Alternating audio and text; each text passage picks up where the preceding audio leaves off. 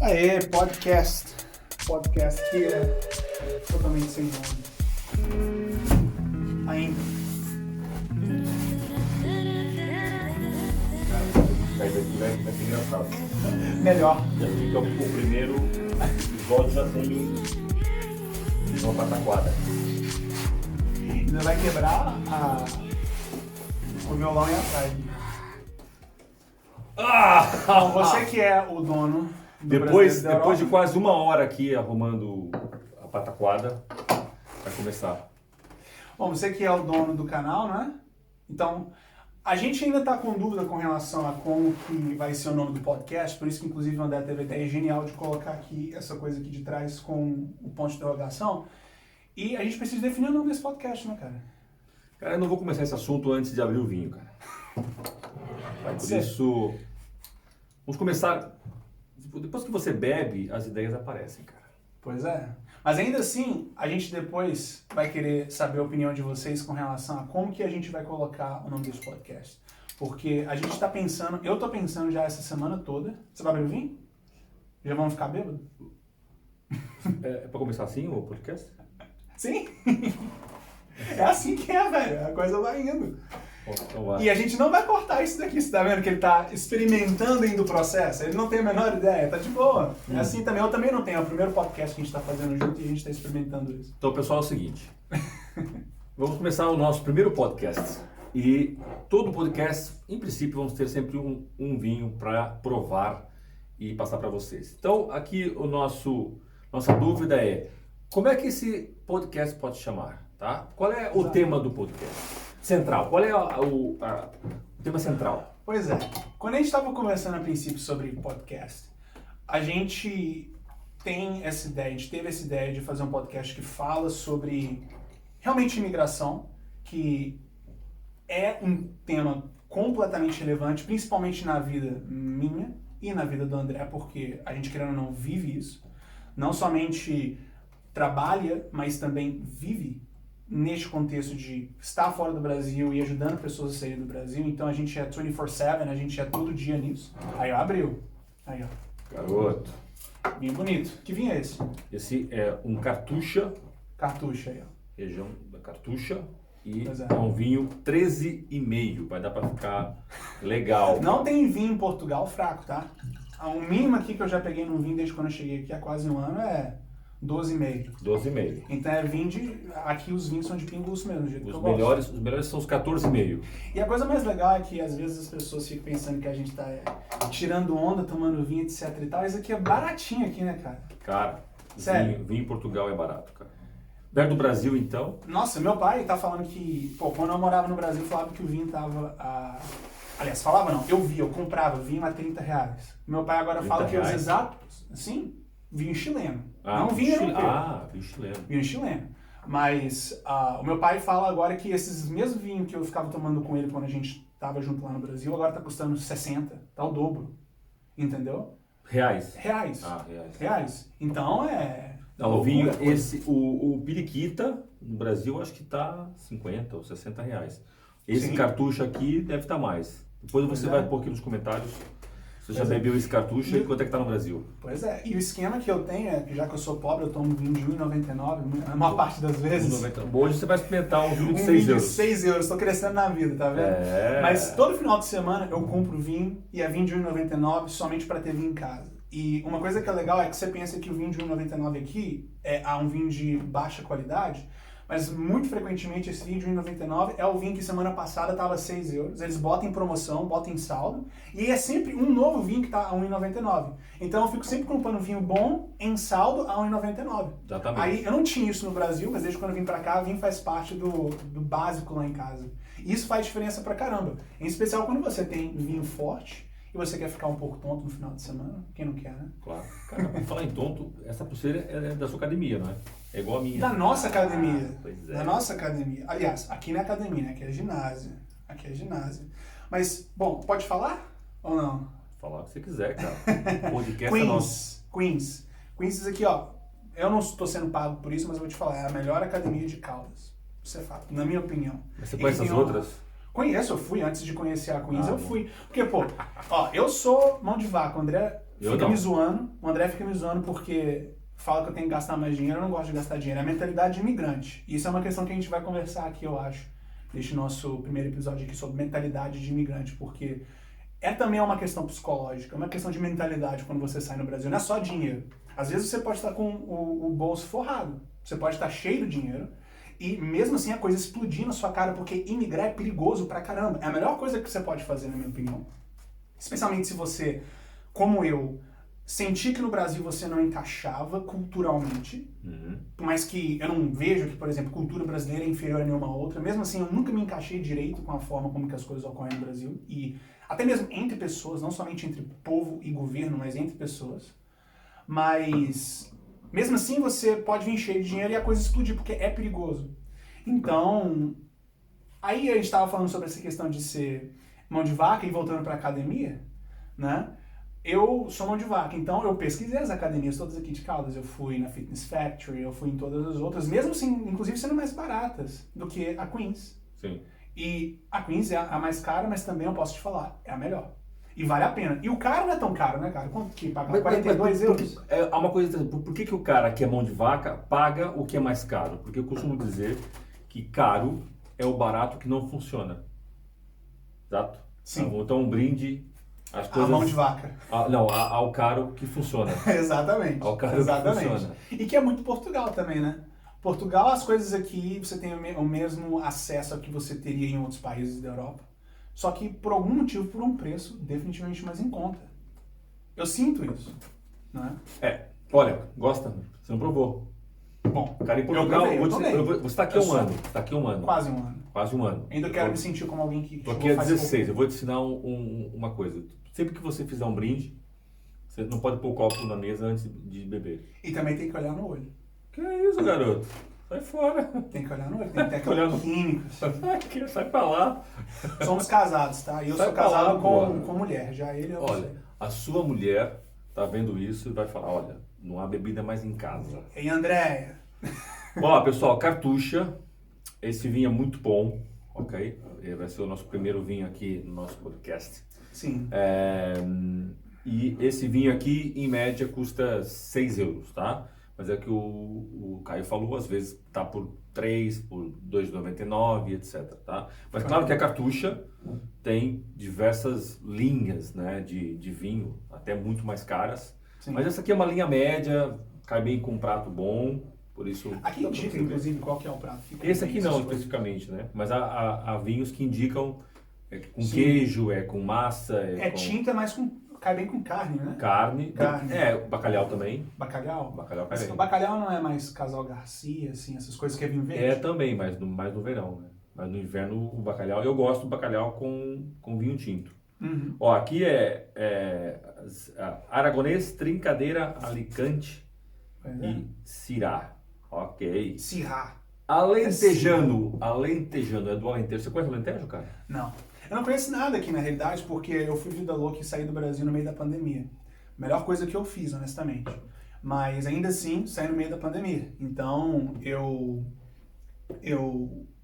basicamente estou começando a conhecer os locais mesmo agora. Porque eu cheguei, tive que ficar trancado dentro de casa. Pouco tempo depois teve o confinamento mesmo. Não era só coisas fechadas, a gente ficar trancado aqui. E que eu acho que foi o correto, porque agora está muito mais controlado aqui as coisas, né?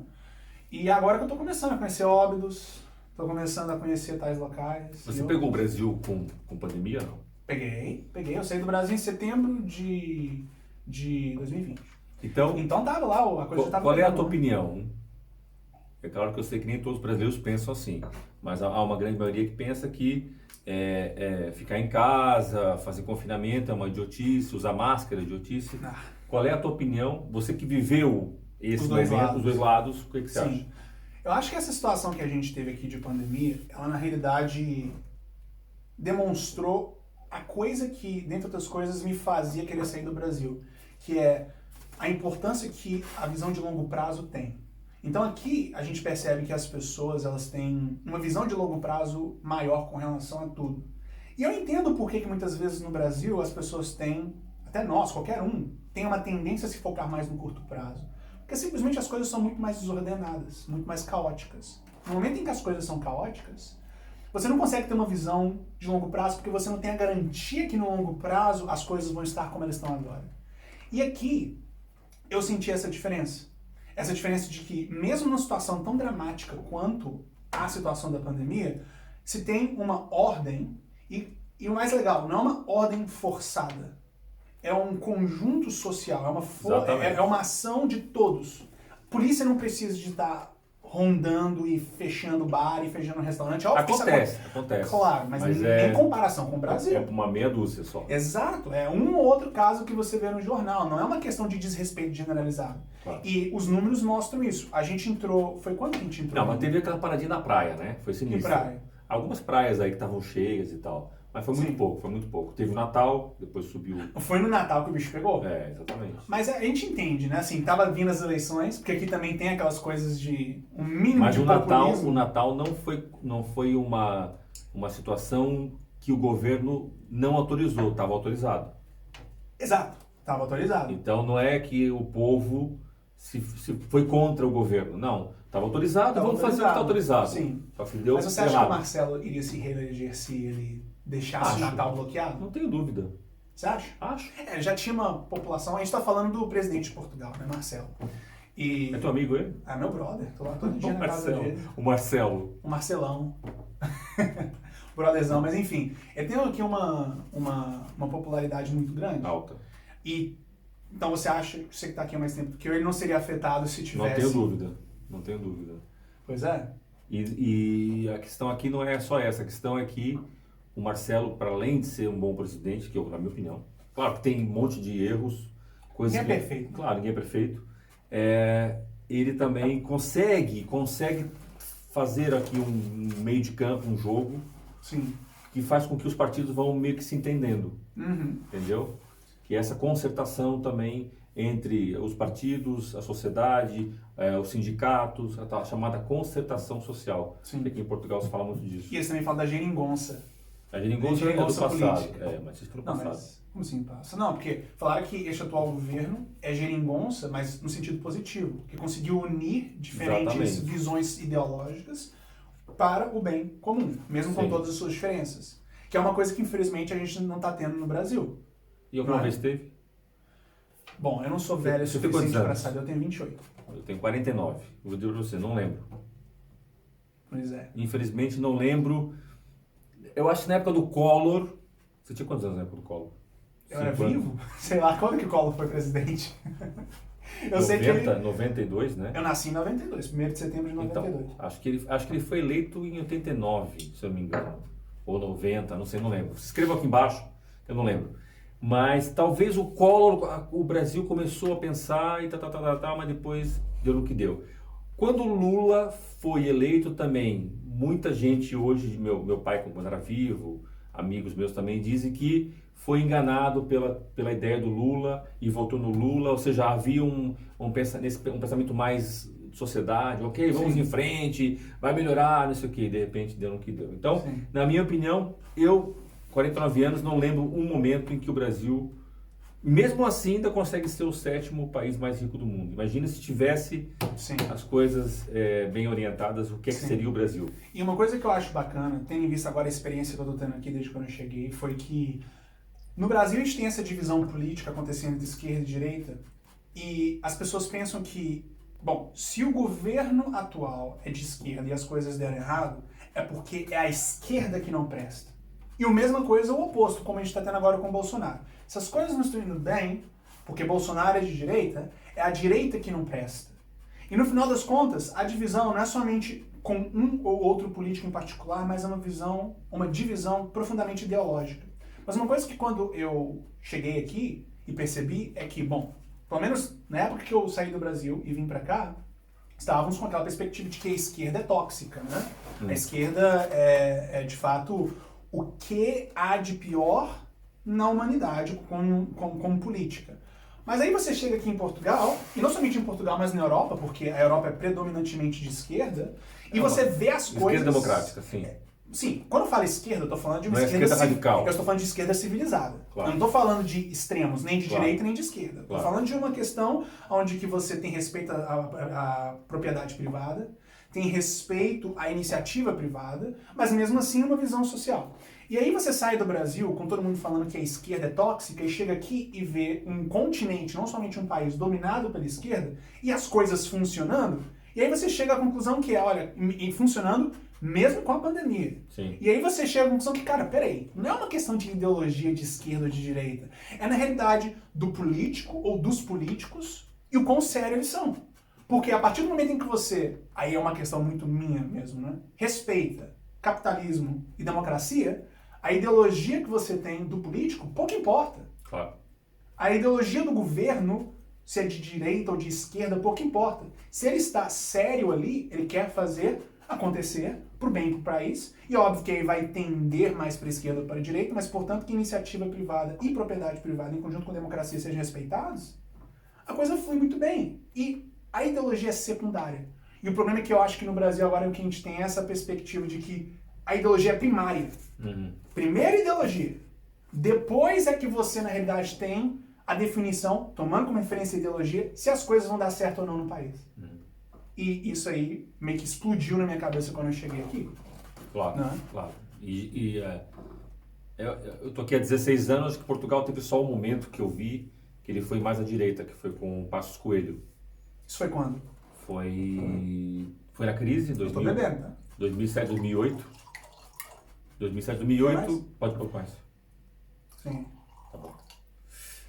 Passos Coelho, e aí também ele, coitado, não se aguentou muito, colocou Sim. aqui posições. Não, mas atenção, que também há um lado bom da União Europeia, que eu diria a maior parte das coisas, e depois, quando foi a crise, há um lado que depois o cidadão não entende. Sim. Que é a União Europeia dá dinheiro, mas também não é um dinheiro dado, né? Cada país paga como se fosse um consórcio. Exatamente. No fundo é um consórcio. Cada Sim. país dá um pouquinho, depois no fim é uma bolada para se dividir. Muito bem. Sim.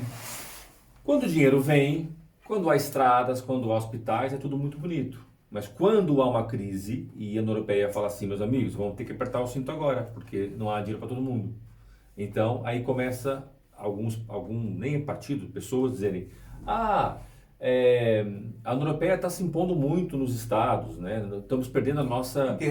Fazendo muita intervenção, igual o Brexit, não é? E aconteceu isso com o Passos Coelho. A União Europeia falou, meus amigos, para ter fundos europeus para reerguer a Portugal após a crise, vocês têm que fazer isso, aumentar os impostos, aumentar os impostos, fazer assim, fazer assado, diminuir o número de funcionários públicos, blá blá blá blá. Austeridade. Austeridade. Aí foi o quê? 5 anos ou 6 anos só levando, né?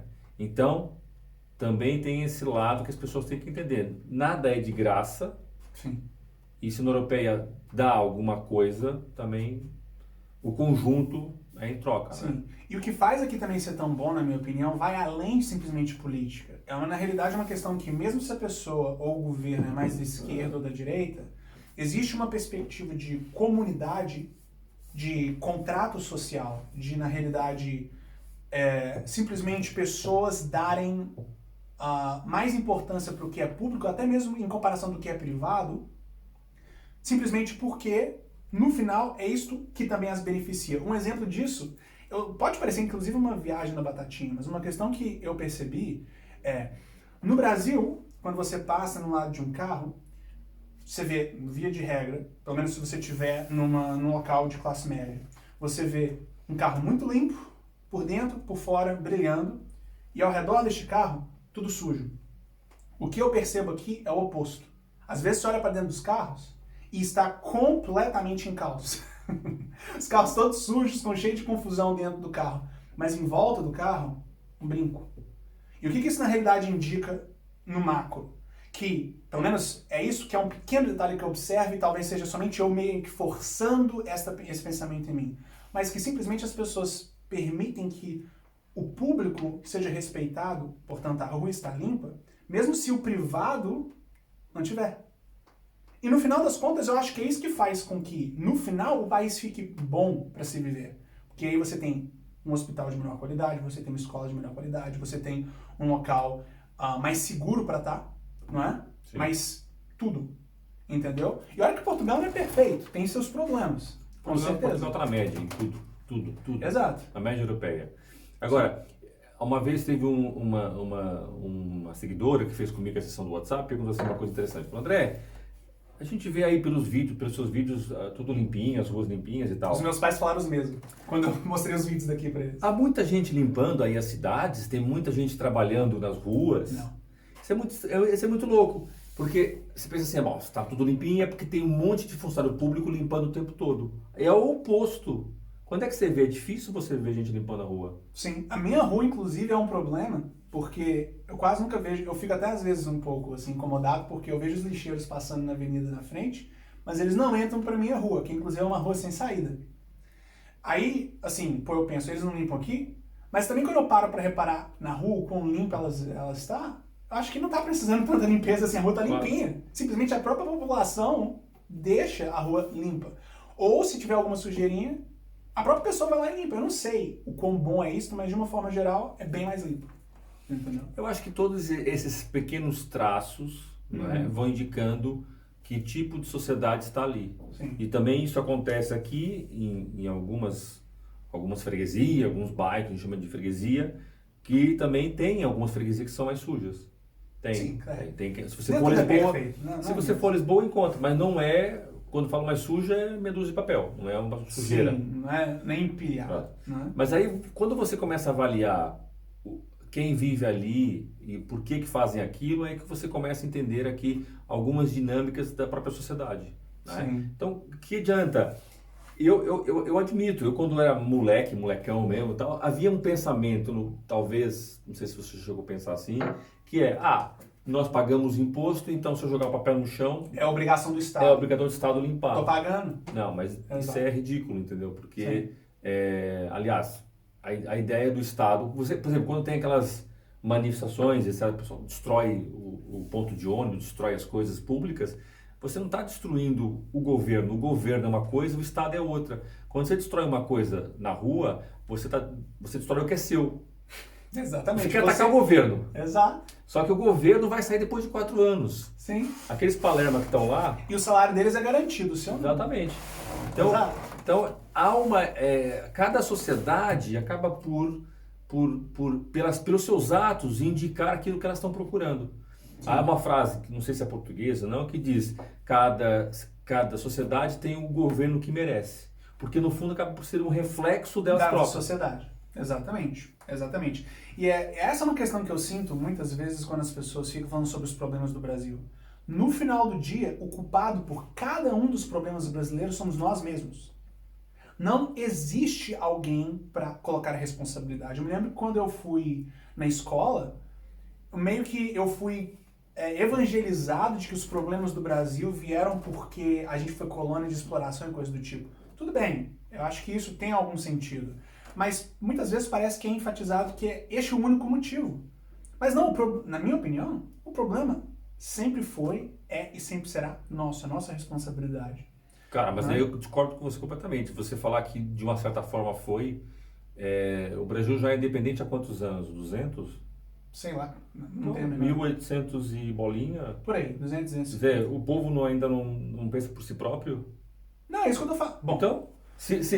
Se de 1800 a 1950 se dissesse que o comportamento do brasileiro tem a ver com os portugueses, não. Há 10 anos ou 20 anos depois da própria independência, até poderia falar, bom, há aqui um rastro dessa colonização. Sim. Passados 200 anos... Não, mas é isso que eu tô falando. Na realidade, eu concordo com isso. Não é? Eu concordo com as pessoas que... Aliás, eu discordo das pessoas que pensam que os problemas brasileiros são gerados única e exclusivamente por conta da colonização. Pronto. Esquece que são os portugueses. E só isso. Até porque teve regiões do Brasil que não foram os portugueses que colonizaram. Exato. E outra, no final do dia, se você for perceber, toda a colônia da época dos descobrimentos era colônia de exploração. Eles falam, Estados Unidos foi uma colônia de povoamento. Povoamento de quem? De ex-presidiário e perseguido político. E a Austrália foi povoada. Povoada por quem? Bom, é óbvio que essa é uma forma talvez um pouco incorreta politicamente falando de dizer, mas foi pela escória, para assim, bandido, etc e tal, foi pra lá. E depois que as coisas... E fora isso, tudo que foi feito nessas colônias como Estados Unidos e Austrália na época do descobrimento foi exploração. Toda colônia era de exploração. É depois que as coisas foram evoluindo de uma forma que se tornou mais uma migração de pessoas indo morar naqueles locais. E eu concordo com você, eu discordo de quem acha que a responsabilidade pelo subdesenvolvimento brasileiro é dos portugueses. A culpa é nossa. Sempre foi. Quando você classifica o Brasil em 7º lugar, né, com o mais rico do mundo, então aí não é responsável. Mas o que seria rico? Não, rico de dinheiro circulando. Renda per capita, dinheiro, negócios, importação, exportação. Mas, renda per capita da população é baixíssima. A gente vai entrar aqui num tema que é complicado, o que é riqueza, não é? Ou seja, Exato.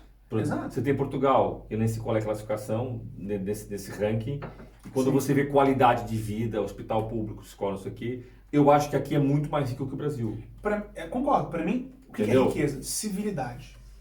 O quão civilizado o local é, isso inclui o quão estável ele é, o quão os serviços oferecidos à população são minimamente previsíveis e que você possa depender deles. Entendeu? Para mim, isso é o que define. E aí, de fato, Portugal, mesmo sendo numericamente uma economia muito menor do que a brasileira, no ponto de vista de civilidade, de civismo, de desenvolvimento humano, IDH, tá anos-luz. Entendeu? Anos-luz.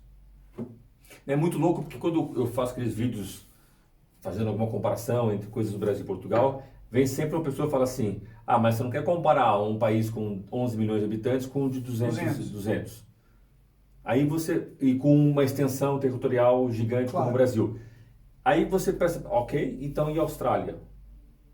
Não é? Então, se tamanho... documento assim demais... No sentido que quanto mais é pior administrar, como é que você explica a Austrália? Sim, quantas pessoas tem na Austrália? Cara, 100 milhões? Mais de 100 milhões. Será? Eu não sei o número, mas escrevam aqui nos comentários. Exato, porque às vezes você pode... Mas com certeza é mais de 100 milhões. Você pode dar um exemplo dos Estados Unidos. Estados Unidos. E a expansão territorial. Tem até mais do que o Brasil, em termos de população, tem mais de 300 milhões. Não, é fácil. Então, se você pegar os estados brasileiros, se você pegar o mapa do Brasil, até é muito interessante, se você olhar o mapa do Brasil assim, não é? Faz assim, não é? Se você virar ele assim... Tô vendo a extensão dos Estados Unidos. Europa a Europa inteira. É muito louco, né? Sim. Porque você pega aqui Portugal fininho... Não dá maior, não? Pensei que a Europa... Não, eu acho o Brasil dá maior. Não, eu acho que o Brasil dá maior que a Europa, não? De lá? Não sei. De lá... Assim, se você pegar ainda... Norte ao sul... Se você pegar a Suécia, Dinamarca... Exato, tô falando pegar até a Polônia, por exemplo, a fronteira com a Rússia. Não sei, cara, não sei. Mas eu sei que se você pegar... a Rússia não, tem muita coisa entre o Brasil, Europa e Rússia. A Rússia é... Eu sou ignorante. Minha mãe é professora de geografia, foi minha professora de geografia na 6ª série. Eu tô esquecendo tudo. Né? Não, cara, a Rússia é a parte. Mas se você pegar o mapa do Brasil e rodar assim, é uma Europa, né? Pronto. Então, aí você pega e fala assim, então, se essa extensão, porque é grande, teria que ser problemática, se você for comparar com a Europa, vai ver que isso não bate certo. Sim. Não é? Sim. Então... eu entendo que é mais complexo você administrar um país que é maior, mas isso não pode ser desculpa para a gente ter o que a gente tem no Brasil. O que se tem no Brasil é injustificável, na minha opinião. Completamente. E é por isso que eu, na realidade, decidi sair de lá.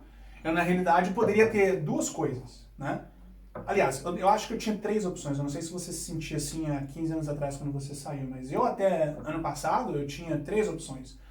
Eu podia ser a pessoa que, na realidade, ficava reclamando, mas não somente reclamava, mas também me engajava politicamente, porque não dá pra você simplesmente ficar reclamando. E se você quer se engajar politicamente num ponto de vista ali democrático, você precisa de se engajar politicamente em um partido político e participar de movimentos e essas coisas. Ou você pode ser o que muitas pessoas também são, que é ficar simplesmente em cima do muro, não faz nada e só reclama. Ou você pode pegar as suas malas e vazar. E às vezes o vazar é o mais difícil, às vezes o ficar no país e lutar e buscar ajudar e contribuir é o mais difícil, isso vai depender de quem você é. Pra mim, eu decidi simplesmente falar, não dá mais e tchau. E aqui também, eu já falei isso e eu gostaria de repetir aqui, não é perfeito, né? As ruas não são de ouro. Claro, não. A gente não é, qualquer lugar. Cara, tem um monte de problema, cara, mas... Exato, aqui... Mas se você for colocar, nem esquece números, entendeu, gente? O que importa aqui é a sensação, é o feeling, né, que você tem no seu dia a dia, porque é completamente diferente. É a simplicidade sofisticada. Se você for na realidade ver, por exemplo, o que o que há de melhor no Brasil em termos de bairro, ou cidades, etc e tal, e comparar com aqui, você mesmo pode... Por exemplo, eu sou de Belo Horizonte, Minas Gerais. E se você vai ir num bairro em Belo Horizonte, como por exemplo Savassi, você vai... Como chama? Savassi. Savassi, parece um perfume, francês. O nome francês, eu não sei. Não, tem um perfume de Savassi, né? Savassi. É o Savá. Não, Savá em francês é o perfume Savá. do Johnny Depp, cara. Não é? Escreve aqui embaixo, não é o perfume do Pois Johnny é. Depp. Então, se você vai no bairro como Savassi, você sente riqueza. Aí você fala, pô, legal. Mas Minas Gerais teve colônia francesa? Não que eu Não sei saiba. que viu esse nome. Não tenho a menor ideia, cara. Savassi. Ou talvez tenha, não sei. Mas eu não sei nem se Savassi é francês. Eu só sei que tem um bairro em Belo Horizonte chamado Savassi. Tem um bairro em Belo Horizonte chamado Belvedere, que também vem de Belvedere. Eu acho que é assim que se fala em francês também. Enfim, o Brasil é uma mistura que é muito bom. Por um lado, de um ponto de vista cultural, isso é ótimo. Mas aí você vai num bairro como Savassi e você vê aquela dita riqueza que você, comparando com aqui, você mesmo pode até falar, caramba, não, realmente, no ponto de vista exclusivamente de riqueza, é melhor. Aliás, é mais impressão de riqueza uma Savassi em Belo Horizonte do que, por exemplo, uma Caldas da Rainha, aqui onde a gente está, Terra da Rainha. Mas, por outro lado, por algum motivo que é difícil você explicar, é difícil você colocar em palavras, mas por algum motivo, o seu feeling, como você mesmo falou, é um feeling de que, pô, eu tô na realidade num local mais sofisticado. Não necessariamente mais rico, mais sofisticado. E um exemplo É que você vê não bem... confundo sofisticado com chique. Exato, exato. Riqueza e sofisticação são coisas que podem ser relacionadas, mas não são necessariamente sinônimos. Claro. E um exemplo, então, desse dito de sofisticação simples é o fato de que eu vejo muito mais gente com livro debaixo do braço do que no Brasil. No Brasil, eu não sei porquê, mas eu sempre tive a impressão que gente num café, com a perninha cruzada assim, com o livrinho aberto, era snob. Por algum motivo, o Brasil, pelo menos pra mim, é uma questão que é tão anti-intelectualidade que você tá com o seu livrinho aberto num café 3 horas da tarde é um exemplo de, na realidade, status ou ostentação, ou sendo alguém que não precisa de estar lá na buta trabalhando para pagar o seu pão de cada dia. Você tem acesso a isso. E talvez isso seja verdade. Agora aqui, não. Eu vejo muito mais gente lendo. Eu vejo muito mais gente nesses momentos de lazer. E isso indica alguma coisa. E indica também, dentre outras coisas, essa história de que Portugal é pobre. Porque muita gente argumenta isso, né? Portugal é um país pobre. Portugal é isso e aquilo. É definitivamente uma economia menos dinâmica do que comparado com, por exemplo, França, a Alemanha, etc e tal. Mas as pessoas estão aqui pacificamente na pobreza? Não. Não é? Não. Não. Se Portugal fosse um país pobre, com dificuldades, no nível que muitas vezes as pessoas, quando comparam Portugal com outros locais, falam que são, você teria problemas sociais graves aqui. Assalto, roubo. Portugal é o quarto país mais seguro do mundo. Sim, mas aí que tá. Então, aí que tá. Sim. Quando teve a crise de 2008, talvez você não saiba, eu estava aqui, pegou. o bicho pegou, Sim. mas a criminalidade diminuiu. Olha lá. Aí você pergunta assim, é porque havia mais polícia ou porque as pessoas não têm tendências criminosas? Sim. Porque as pessoas, mesmo com fome, não vão roubar o outro. Isso é uma questão de moral, isso é uma questão própria sua. Você não vai roubar alguém só porque você está com necessidade, porque você quer um celular. Você vai trabalhar e vai comprar o seu. Então, o que eu senti aliás, quando começou a crise, eu pensei, vim pra cá, né? Eu cheguei em 2004. Já tava, aqui tinha alguma crise em 2004? Não tinha. Mas já tava fervilhando, não quero mais, hein? Senão, cara, eu não consigo... Você é fraco? Sou fraco no bebida. Oh, meu Deus do céu. Então eu vou ter que tomar o vinho todo Eu cheguei em 2004. Então, quando eu cheguei, já estava fervendo uma crise, como é óbvio. Ninguém sabia, né? Aliás, o único que previu foi aquele Michael, não sei o que, lá do filme do Wall Street. Margin Call. Exatamente. Sim. Então, quando começou a crise, eu falei, caramba, agora que eu cheguei no país aqui, que eu tô atrás de um lugar mais seguro, etc., vai começar uma crise pesada, vai ter mais violência, vai ter mais assalto, vai ter mais problema. E não aconteceu. Então, porque isso reflete também a sociedade que existe aqui. Ok? As pessoas passam dificuldade, têm problemas, mas não vão sair assaltando. Mas atenção que eu não estou dizendo que aqui não tem assalto. Depois vão dizer, mas Portugal é perfeito. Não, mas nem... Aliás, aqui quando tem um crime com arma, que eu já não lembro qual foi o último, arma de fogo, assim, uma coisa grave, eu não lembro qual foi o último. Sim. Ok? Aqui tem muito crime passional, isso tem. Sim. Mas arma de fogo é raro. Então, ou seja, não dá para você dizer que não tem e não dá para você dizer que uma crise ou um problema social vai refletir em mais crime. Agora, deixa eu citar um outro lado muito interessante sobre isso. Que é, por um lado, é muito interessante você pensar que a sociedade aqui tem uma outra forma de estar, muito mais calma, muito mais própria deles de ser, e que nós é que somos um pouquinho acelerados. Os brasileiros? Sim. Mas com certeza. Se você pensar assim, a molecada em Portugal só começa a trabalhar por volta dos 18, 19, 20 anos. Por quê? Porque eles não têm a necessidade de trabalhar enquanto estudam. Sim. E os pais aqui não querem que eles estudem enquanto não acabem a faculdade. Então, tem um outro lado da moeda, que também não é benéfico para eles. Ao mesmo tempo que eles não têm muita necessidade, é uma necessidade muito curta, não obriga essa molecada a fazer a vida. Ok? Então, você tem pessoas saindo com 20, 21 anos da faculdade, não tem experiência nenhuma. Você pega o caso de TI. Eu poderia falar aqui vários exemplos. TI. Um TI brasileiro, quando chega aqui, eu sei porque eu já falei com vários, já assessorei vários para chegar em Portugal.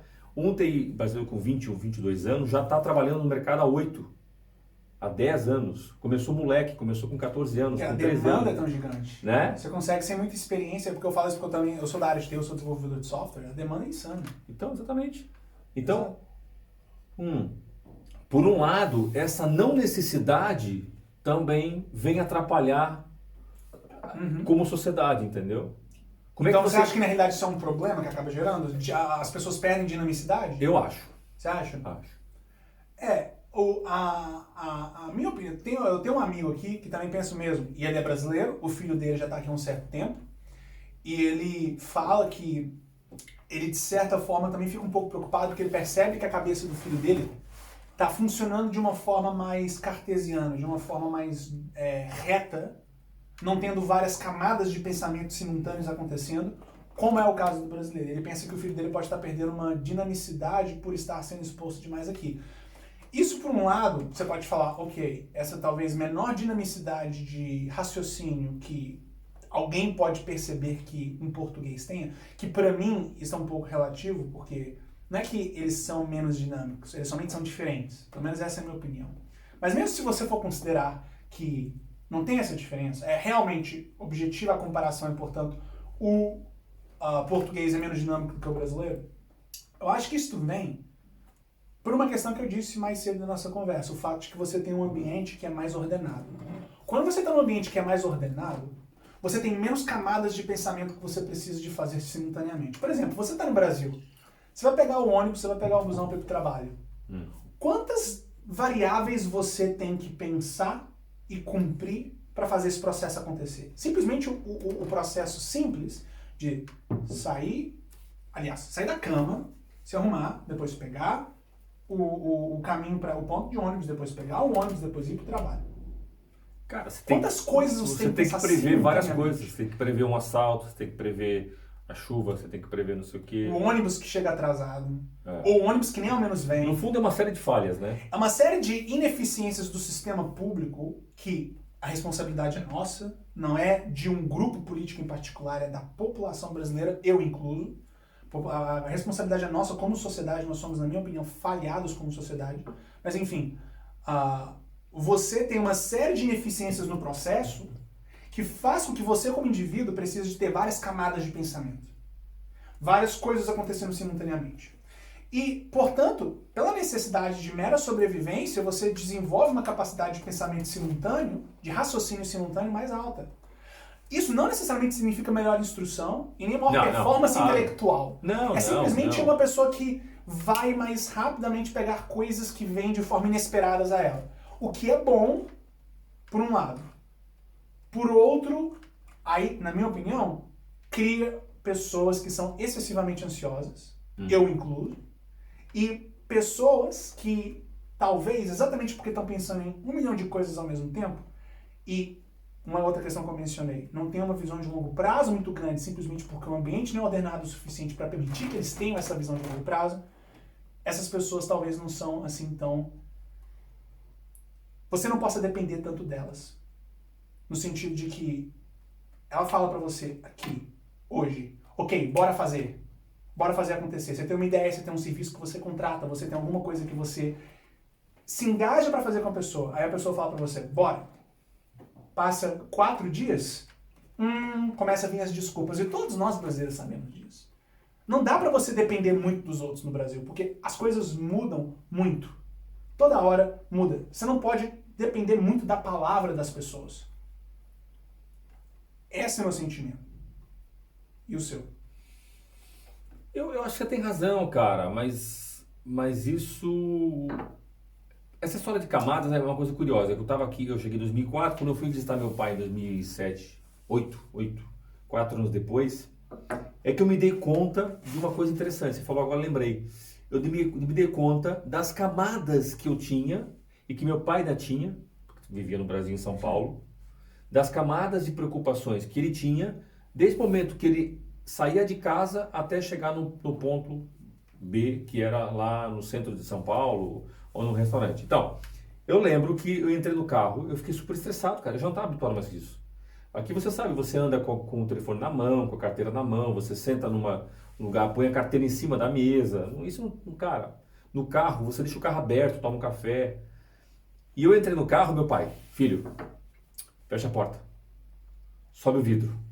Aí eu peguei e pus a carteira em cima aqui o tablier, como é que chama? Agora que perdi as palavras. A mesa? Não, no carro. O painel? O painel. Aqui é tablier, cara. Tablier? Tablier. Eu tô sabendo uma palavra nova, nem sabia. Aprendeu, tablier, tá vendo? Aprendeu, tablier. Isso é francês? Deve ser, cara.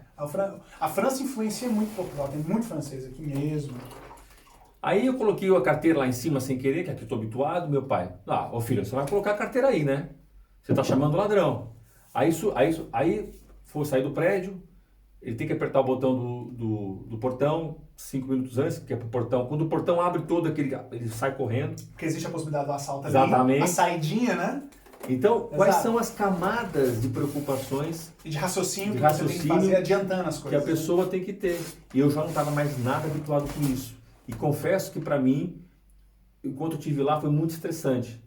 Nesse sentido foi muito... Fecha não sei o quê, e fecha não sei o quê, e fecha o vidro, e fecha a porta. Olha a carteira, olha... Entendeu? Exato. Então, eu acho que isso cria muita ansiedade, tá? Essa é a parte negativa. Depois você tem a parte positiva que você falou, que as pessoas, por ter esse comportamento, acabam por ter uma capacidade mental diferenciada, tá? Sim. Agora, eu não estou dizendo aqui que as pessoas que estudam até os 20, 21 anos e não têm experiência profissional, não venham a ser um bom profissional, atenção. Estou dizendo que a partida, e é por isso que aqui você tem muito mais TIs brasileiros trabalhando nas empresas do que os portugueses, e já me foi dito até por portugueses... Certo, tem mais brasileiros? Muito mais. Se você, quando vão contratar 2 pessoas, aliás, é uma coisa que você tem que pensar, você que quer morar aqui ou não quer que você seja. Essa é uma pergunta muito comum. André, se eu tiver numa seleção como candidato, não vão me contratar porque eu sou brasileiro? A pergunta que eu te faço, Caio, você tem uma empresa, você tem um banco. Sim. Você está preocupado, cara, se o cara é brasileiro, indiano ou português? Você tem 3 currículos, indiano, brasileiro ou português. E o indiano é o melhor de todos, pelo mesmo preço. Só porque ele é indiano você não vai contratar ele? Você vai falar assim, não, eu quero só o português, porque eu sou de Portugal, né? O único fator que eu acho que eu, como alguém que vai empregar alguém, questionaria nessa situação, sendo bem honesto, é a complexidade e o custo que essa complexidade vem. Porque, por exemplo... Não, custo zero. Os 3 já moram aqui. Se os 3 já estão aqui regulares, aí já a moram única aqui. coisa que você vai ter que lidar É o currículo, a experiência, a capacidade. E olha que na área de TI, currículo, inclusive, é um pouco, não muito, mas um pouquinho secundário. Se você tem um portfólio... E subjetivo, né? Exato. Oi? E subjetivo. Sim, se você tem um portfólio de código, de produção mesmo, como software, como desenvolvedor de software sólido, é óbvio que isso vai pesar muito mais do que, basicamente, os seus diplomas na parede. É o que eu estou dizendo. Exato. Então, agora, se todo mundo igual, e nas mesmas condições de custo legal para contratar, é óbvio que não importa quem que é. Exatamente. A empresa portuguesa, os portugueses que são donos de empresas aqui, eu sou dono de empresa aqui, sou brasileiro, mas vivo aqui há muitos anos.